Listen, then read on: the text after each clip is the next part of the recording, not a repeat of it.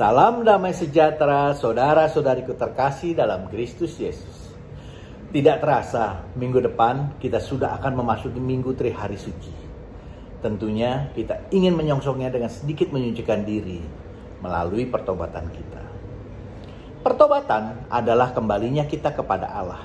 Untuk itu, mari kita mengalihkan perhatian kita dari mata yang tertuju kepada banyak hal. Sekarang kita arahkan mata kita kepada Allah. Ilustrasi bacaan kitab suci diambil dari perikop perumpamaan tentang pohon ara yang tidak berbuah, yaitu Lukas 13 ayat 6-9. Lalu Yesus mengatakan perumpamaan ini. Seorang mempunyai pohon ara yang tumbuh di kebun anggurnya, dan ia datang untuk mencari buah pada pohon itu. Tetapi ia tidak menemukannya. Lalu ia berkata kepada pengurus kebun anggur itu, "Sudah 3 tahun aku datang mencari buah pada pohon ara ini, dan aku tidak menemukannya. Tebanglah pohon ini. Untuk apa ia hidup di tanah ini dengan percuma?" Jawab orang itu, "Tuan, biarkanlah dia tumbuh tahun ini lagi. Aku akan mencangkul tanah sekelilingnya dan memberi pupuk kepadanya. Mungkin tahun depan ia berbuah.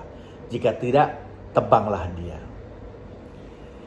Kisah tadi berbicara mengenai pohon ara yang tumbuh di kebun anggur. Bayangkan, pohon ara di kebun anggur.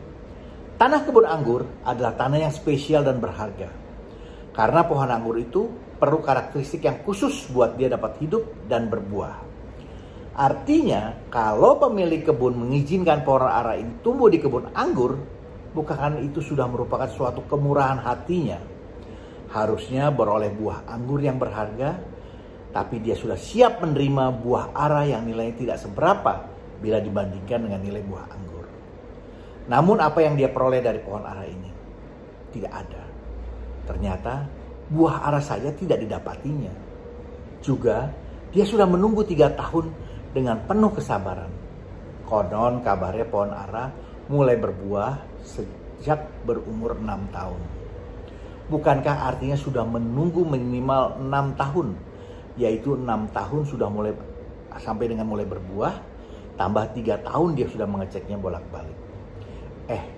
Ternyata tetap tidak menghasilkan apa-apa. Juga dikatakan si pemilik kebun sudah datang selama 3 tahun untuk memeriksanya. Kalau pohon ara berbuah setiap 6 bulan sekali, artinya minimal dia sudah memeriksanya sebanyak 12 kali. Artinya sudah banyak kali dia diberi kesempatan. Namun ternyata masih tidak kunjung berbuah. Sehingga dia merasa sudah tidak ada gunanya lagi memeliharanya. Dan meminta pengurus kebun untuk menebangnya. Namun pengurus kebun ingin memberikan kesempatan sekali lagi dengan memberikan perhatian lebih. Mengerjakan kebaikan untuk membantunya secara lebih. Agar dapat berbuah. Di sini Tuhan yang penuh belas kasih memberikan kita kesempatan sekali lagi. Bukankah ini mirip dengan belas kasih Allah kepada kita? Minimal ya kepada saya.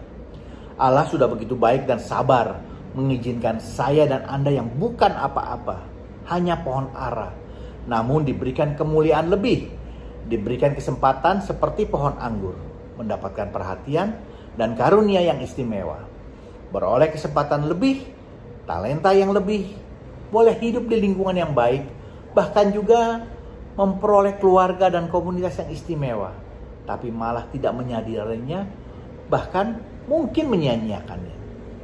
Untung Allah kita adalah Allah yang murah hati dan panjang sabar, yang hatinya selalu tergerak oleh belas kasihan.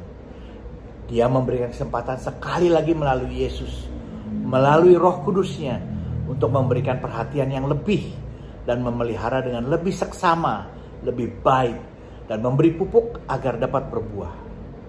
Berbuah di sini dapat diidentikan dengan menghasilkan buah-buah pertobatan yang baik yang berhubungan dengan tindakan belas kasih. Lukas 6 ayat 36, "Hendaklah kamu murah hati sama seperti Bapamu adalah murah hati." Ayat 7 tadi mengatakan, "Tebanglah pohon ini. Untuk apa dia hidup di tanah ini dengan percuma?"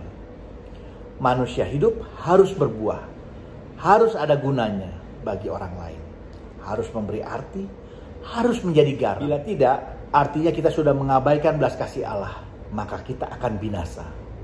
Roma 6 ayat 23 mengatakan upah dosa adalah maut.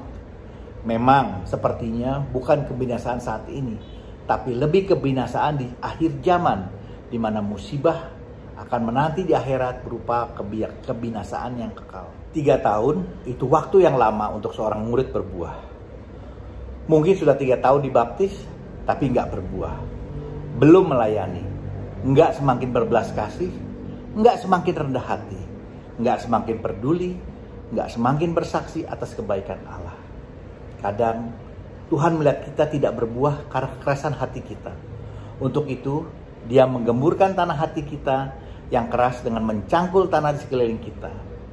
Saat itu bisa saja ada bagian pohon seperti akar yang kena cangkul, terluka dan menderita.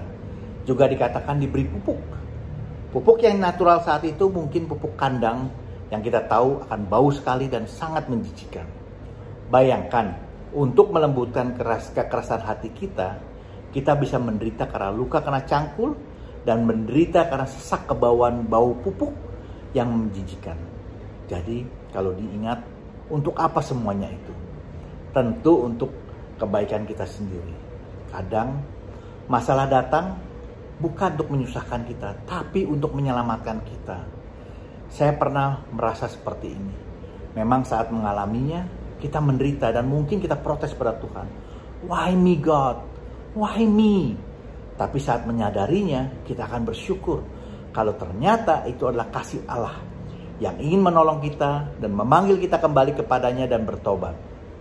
Izinkan saya mengajak Bapak, Ibu, dan sahabat semua untuk dapat belajar dari pengalaman hidup kita yang diinspirasikan oleh Lukas 13 ayat 6-9 ini, di mana kita semua diajak untuk menanggapi kasih dan belas kasih Allah kepada kita dengan bertobat yang ditujukan dengan buah-buah pertobatan, yaitu tindakan nyata yang penuh belas kasih.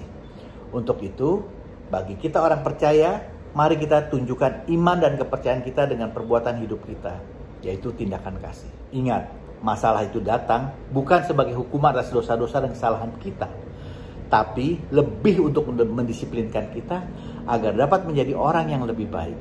Bila ada masukan, mohon berikan komentar Anda. Jangan lupa di like dan subscribe, juga di share agar kita dapat saling memberkati. Amin. Tuhan Yesus memberkati kita semua.